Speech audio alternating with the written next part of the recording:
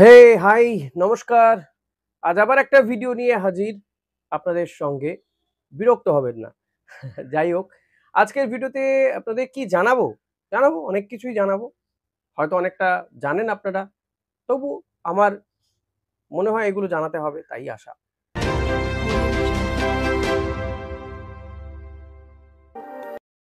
Hiroshi Ibusuki সে তো শহর কলকাতাতে চলে এসছে। গতকাল তার মেডিকেল টেস্টও হয়ে গেছে এবং বেশ হাসিখুশি মানুষ বলেই তো আমার মনে হচ্ছে। সেও আপ্লুত। আপনাদের যে ওয়ার্ম ওয়েলকাম আপনারা করেছেন তাকে, তা দেখে সেও খুব খুশি, আপ্লুত এবং আবারও সে বাংলায় একটা বক্তব্য রেখেছে। সেটা আপনাদের শুনিয়েওছি, গতকালের ভিডিওটা শুরুই করেছিলাম ওই বক্তব্যটা দিয়ে। হিরোশি আজ থেকে কিন্তু প্র্যাকটিসে, ইস্ট বেঙ্গলের প্র্যাকটিসে হিরোশি ইবুসুকি এবং আইএফএ শিল্ডে হয়তো হিরোশিকে আমরা দেখতে পারি। এখন শ্রীনিধি ডেকানের বিরুদ্ধে ইস্ট বেঙ্গল ম্যাচটা জিতে গেছে। নামধারীর বিরুদ্ধে পরবর্তী তাদের ম্যাচ 14ই অক্টোবর। তার আগে নামধারী আজকে খেলবে শ্রীনিধির বিরুদ্ধে। ম্যাচটা হয়তো কিছুক্ষণ পরে শুরু হয়ে যাবে বা যখন আপনারা দেখছেন ভিডিওটা ম্যাচটা হয়তো চলছে এরকম হবে। তো এখানে নামধারীকে একটু পরখ করে নিতে চাইবে ইস্ট বেঙ্গল, দেখতে চাইবে যে শ্রীনিধির বিরুদ্ধে নামধারী কেমনটা খেলছে।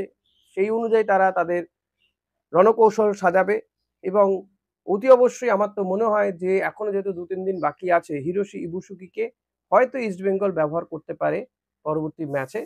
তাকে প্র্যাকটিস দেওয়ার জন্য, ম্যাচ প্র্যাকটিস দেওয়ার জন্য সেটা করতে পারে। কিন্তু অতি অবশ্যই ইস্ট বেঙ্গল চাইবে যে শুরুতেই গোল তুলে নিতে এই নামধারীর বিরুদ্ধে। নামধারীর সঙ্গে ইস্ট বেঙ্গল খেলেছে ডুরান্ড কাপে। তবে তার তুলনায় এখন নামধারী আরেকটু শক্তিশালী। তাদের আরো ২ জন বিদেশি ইনক্লুড হয়েছে টিমটাতে। তো এটা একটা ভালো লড়াই হবে বলা যেতে পারে। যদি ফাইনালে মোহনবাগানের মুখোমুখি হয় ইস্ট বেঙ্গল, তার আগে নামধারীর বিরুদ্ধে এই ম্যাচটা কিন্তু ইস্ট বেঙ্গলের কাছে একটা ভালো ম্যাচ হয়ে থাকবে। নামধারীর বিরুদ্ধে খেললে তারা একটা সর্বাঙ্গীন প্র্যাকটিস ম্যাচ পাবে মোহনবাগানের বিরুদ্ধে নামার আগে। যদি ১৮ তারিখে আইএফএ শিল্ডে ডার্বি হয়, তো তার আগে তার জন্য এটা ভালো একটা প্র্যাকটিস ম্যাচ বা ভালো ম্যাচ হতে পারে ইস্ট বেঙ্গলের জন্য।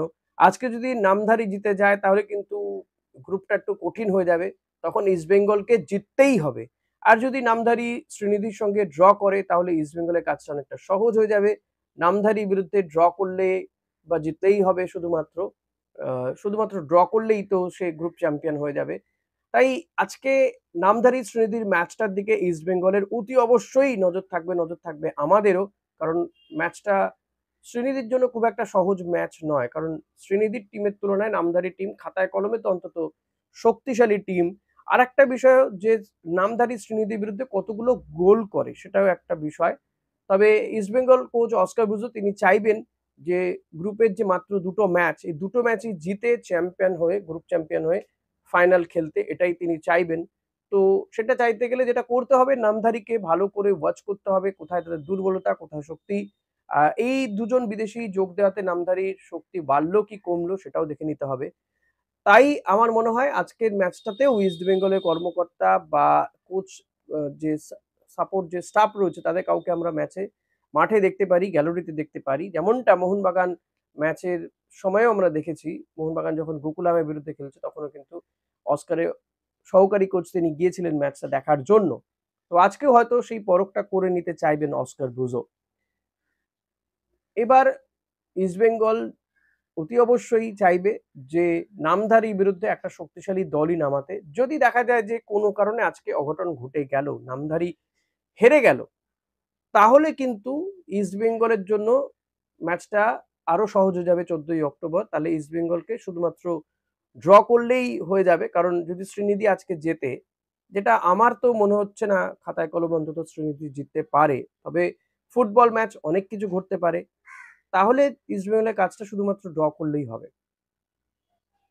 তখনই ইস্টবেঙ্গল চাইবে যে আরো বেশি করে পরখ করে নিতে। তো জুনিয়র প্লেয়াররা অনেকে সুযোগ পেতে পারেন। আদারওয়াইজ যদি নামধারী জেতে তাহলে ইস্টবেঙ্গল কিন্তু একটু কঠিন হয়ে যাবে তাদের কাছে ম্যাচটা। ম্যাচটা তখন জিততেই হবে। তো সেই জায়গাতে দাঁড়িয়ে তখন ইস্টবেঙ্গল একদম ফার্স্ট ক্লাস টিমটা নামাবে। তাদের বেস্ট টিমটাই নামাবে এটা বলা যেতে পারে। সেক্ষেত্রে ইস্টবেঙ্গল ৪ জন বিদেশিকে তো শুরুতে নামাবে। সেই ৪ জন কারা হতে পারে? কেভিন সিবেলে হতে পারে। মাঝমাঠে দুজন হতে পারে সেক্ষেত্রে মিগুয়েল ফিগুয়েরো এবং মোহাম্মদ রশিদ আফ্রান্টে অতি অবশ্যই এক্ষেত্রে শুরুটা করবে হয়তো এই মরক্কান ফুটবলারটি আহাদাত, তাকে দিয়ে শুরু করবে ইস্টবেঙ্গল কোচ। এর মধ্যে যদি তারা গোলটা তুলে নিতে পারে দেন দে উইল, তখন তারা আবার এই হিরোশি এবং সাউল ক্রেসপোকে ঘুরিয়ে ফিরিয়ে নামাবে। কারণ আইএফএ শিল্ডে 6 জন বিদেশিকে রেজিস্টার করা যায়, 4 জনকে খেলানো যাবে, তো সেই মতো ইস্টবেঙ্গল খেলবে। তবে আজকের ম্যাচটা এই কারণেই বলছি যে আজকে শ্রীনিধি নামধারী ম্যাচটা অত্যন্ত গুরুত্বপূর্ণ এই জায়গা থেকে দাঁড়িয়ে। তো একটা প্রশ্ন বারবারই উঠছে যে ইস্টবেঙ্গল কেন এখনো পর্যন্ত বা অস্কার কেন এখনো পর্যন্ত এই জেসিন সায়নেদেরকে ব্যবহার করছে না, এটা আমারও প্রশ্ন। আমি যদি সত্যি অস্কারকে প্রশ্ন করার মানে যেতাম কোনো প্রেস কনফারেন্সে, করতাম, অতি অবশ্যই করতাম। তো আমার সাংবাদিক বন্ধুদের কাছেও এটা থাকবে যে এই প্রশ্নটা যেন করা হয় যে কেন তাদেরকে একবার দেখা হচ্ছে না। আইএফএ শিল্ডই তো দেখার মতন একটা জায়গা ছিল। আমি আশা করব যদি নামধারীর বিরুদ্ধে ইস্টবেঙ্গল ফার্স্ট হাফেই 1-2 গোল পেয়ে যায়, তো পরের দিকে অন্তত এদের দুজনকে একটু যদি ব্যবহার করে অস্কার, তাহলে ভালো হয়। আর না হলে এদেরকে ছেড়ে দেওয়া হোক, অন্য কোনো দলে গিয়ে তারা খেলুক, ফুল টাইম ম্যাচ খেলুক, লোনে তো ছেড়ে দেওয়া যেতে পারে। প্লেয়ারগুলোকে এভাবে বসিয়ে রেখে যেন নষ্ট না করা হয়, এটা আমার অনুরোধ থাকবে। আমার মনে হয় আপনারাও আমার সঙ্গে সহমত হবেন। এবার এই যে আইএফএ শিল্ডে যেমনটা নিয়ম হয়েছে না যে 6 জন বিদেশিকে রেজিস্টার করানো যাবে, 4 জনকে খেলানো যাবে, সুপার কাপেও কিন্তু এই নিয়মটা বলবৎ হয়ে গেল। মোহনবাগান এমনটা রিকোয়েস্ট করেছিল, তখন মোহনবাগান প্রশ্ন তুলছিল যে কাদের সুবিধার্থে 6 জন বিদেশিকে খেলানো হচ্ছে। দেখুন একটা সময় হয়েছিল যে এর আগের বছর অর্থাৎ 2023 সালে ঠিক হয়েছিল, কারণ যেই সময়টা সুপার কাপ হচ্ছিল আফটার আইএসএল সুপার কাপ হচ্ছে, তো অনেক টিম বিদেশিদের ছেড়ে দিচ্ছিল বা প্লেয়ারদেরকে ছেড়ে দিচ্ছিল। কোনো যেহেতু ফিফা ফ্রেন্ডলি টাইম সেই সময় ফিফা উইন্ডো থাকে। তো সেই সময় দেশের ফুটবল ম্যাচ থাকে। দেশের হয়ে কাউকে কোনো টিমকে খেলতে হয়। আর এক্ষেত্রে মোহনবাগানের থেকেই সবচেয়ে বেশি প্লেয়াররা যায় মোহনবাগান, এফসি গোয়ার মতন টিমগুলো থেকে দেশের হয়ে খেলতে। তো সেই সময়ে কিন্তু ক্লাবগুলো সুপার কাপটা খেলতে রাজি হচ্ছিল না, খেলতে চাইছিল না। তো তাদের কথা ভেবেই কিন্তু বিদেশি 6 জন করে দেওয়া হয়। তো 6 জন বিদেশিকে নিয়ে তারা খেলতে পারে। তাহলে এই আইএসএল এর টিমগুলোকে সুপার কাপে নামানো যায়। কিন্তু এবার সিচুয়েশনটা একটু আলাদা। এই সময় ভারতের সেভাবে খেলা নেই। এসিএল 2 বা এএফসির কোনো ম্যাচ থাকছে না টিমগুলোর। তো সেই কারণে যে ইন্ডিয়ান প্লেয়ারগুলো অ্যাভেলেবল থাকছে, সে কারণে মোহনবাগান একটা আবেদন করেছিল যে সুপার কাপে ভারতীয় ফুটবলারদেরকে আরো বেশি করে সুযোগ দেওয়ার জন্য বিদেশি সংখ্যা কমানো হোক মাঠে। 6 জনকে রেজিস্টার করা কিন্তু 4 জনকে যাতে খেলানো যায় সেটা করুক। আসলে এটা কিন্তু একটা দিকে মোহনবাগানের সুবিধা অনেকটাই বেশি। কারণ যেহেতু মোহনবাগানে আ জাতীয় দলের প্লেয়ার সবচেয়ে বেশি। তার মানে ধরে নেওয়া যেতে পারে যে মোহনবাগানে দেশের প্লেয়ার বা আ যারা স্বদেশী ভালো মানের প্লেয়ার তাদের সংখ্যাটা বেশি মোহনবাগানে। তো এখানে অ্যাডভান্টেজ মোহনবাগান হবে যদি তাদের টিমে বেশি ভালো প্লেয়ার দেশের মধ্যে বাছাই করা ফুটবলার বেশি থাকে। অতি অবশ্যই তারা অ্যাডভান্টেজ থাকবে। এখন বিদেশি খেলালে কি হতো, তাদেরকেও 6 জন বিদেশিকে খেলাতে হতো। বাকিরাও 6 জন বিদেশিকে খেলাতো। এবার বিদেশিরা অনেক ক্ষেত্রে আমরা জানি যে এই ম্যাচগুলো বিদেশিরাই ফারাক করে দেয়। তো ফারাক হয়ে যেত। তো এক্ষেত্রে কিন্তু এআইএফএফ আমি বলব মোহনবাগানের কথাটা শুনে হয়তো তারা মেনে নিয়েছে এবং অনেকে সত্যি করেই মনে হতেই পারে যে এআইএফএফ কোথাও গিয়ে মোহনবাগানকে অ্যাডভান্টেজ দিয়ে দিল এবং এনিহাও কিন্তু অ্যাডভান্টেজ মোহনবাগানই। এই সিদ্ধান্তে যে সিদ্ধান্ত এআইএফএফ মেনে নিল, মোহনবাগানের যে দাবিটা তারা মেনে নিল, সেটা কিন্তু অ্যাডভান্টেজ মোহনবাগানই হবে। এটা আর বলার অপেক্ষা রাখে না। কারণ মোহনবাগান টিমেই ভারতীয় প্লেয়াররা সবচেয়ে ভালো মানের ভারতীয় ফুটবলাররা রয়েছে। এটা সবাই জানি আমরা। কারণ যে দল থেকে ৮ জন ৯ জনকে জাতীয় দলের জন্য ডাকা হয়, খুব স্বাভাবিকভাবেই সেই দলের সবচেয়ে ভালো মানের দেশীয় ফুটবলার আছে সেটাই তো বোঝা যায়। যদি এবার খালেদ জামিল কিছুটা একটু কড়া হয়েছেন, তিনি মাত্র ৩ জন ফুটবলারকে ডেকেছেন। তো এই জায়গাতে অন্তত বলা যেতে পারে কিছুটা অ্যাডভান্টেজ থাকবে মোহনবাগানে, যেহেতু তাদের বেঞ্চে বা তাদের ঝাঁপিতে ভারতীয় ফুটবলার ভালো মানের রয়েছে। তবে এবার ইস্টবেঙ্গলও ভালো টিম করেছে, অন্যান্য টিমগুলোও কিন্তু যথেষ্ট ভালো হচ্ছে। একমাত্র মোহামেডান ছাড়া। মোহামেডান সুপার কাপটা খেলবে কিনা আমার একটা আশঙ্কা রয়েছে। না খেলার চান্স অনেক বেশি। মোহামেডান হয়তো সুপার কাপ খেলবে না। কারণ তারা এখনো প্র্যাকটিসেই নামেনি। টিমটা মানে দলটাও আদৌ তৈরি হবে কিনা এখনো ইনভেস্টর সেভাবে পাওয়া যায়নি। ঘেঁটে আছে। সুপার কাপ আর তো মাত্র বাকি কয়েকটা দিন। আজকে মানে ১২ তারিখ, সেক্ষেত্রে আর ১৩ দিন মতন বাকি সুপার কাপ শুরু হতে।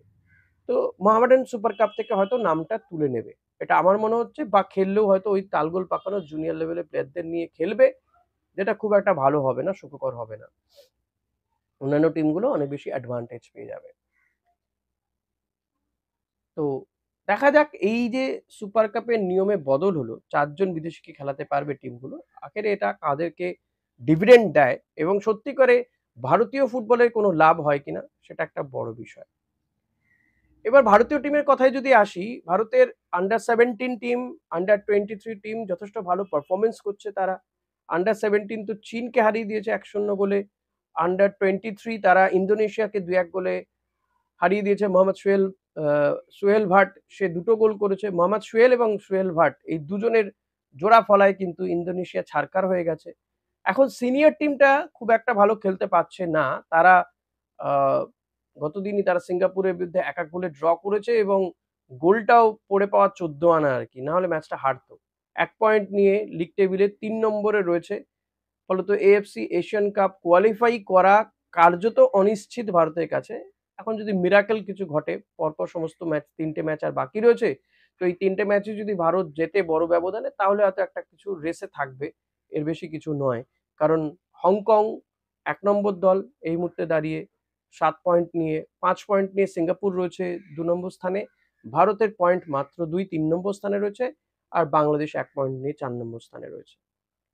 তো ভারতকে এএফসি এশিয়ান কাপ কোয়ালিফাই করতে গেলে পরবর্তী যে ম্যাচগুলো রয়েছে, সিঙ্গাপুরকে পরের ম্যাচে হারাতে হবে, হংকংকে পরের ম্যাচে হারাতে হবে, বাংলাদেশকেও পরের ম্যাচে হারাতে হবে। অর্থাৎ এই ৩ টে ম্যাচে বড় ব্যবধানে খালেদ জামিলের দলকে জিততে হবে।